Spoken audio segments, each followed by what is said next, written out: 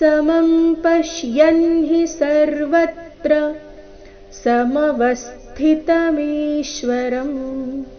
न हि नस्त्यात्मनात्मानं ततो याति परां गतिम्।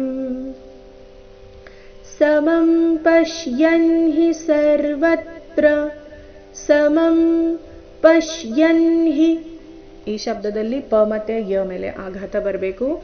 ಪಶ್ಯನ್ ಹಿ 3 ಅಕ್ಷರ ರಸ್ವ. ಸರ್ವತ್ರ ವ ಮೇಲೆ ಆಘಾತ. ಸರ್ವತ್ರ ಸಮವಸ್ಥಿತ ಸಮವಸ್ಥಿತ ವ ಮೇಲೆ ಆಘಾತ. ವಸ್ಥಿತಮೀಶ್ವರಂ ಮೀ ದೀರ್ಘ. ಈ ಚರಣದಲ್ಲಿ ಮೀ ಮಾತ್ರ ದೀರ್ಘ ಇದೆ. ಸಮವಸ್ಥಿತಮೀಶ್ವರಂ न हि नस्त्यात्मनात्मानं न हि नस्त्या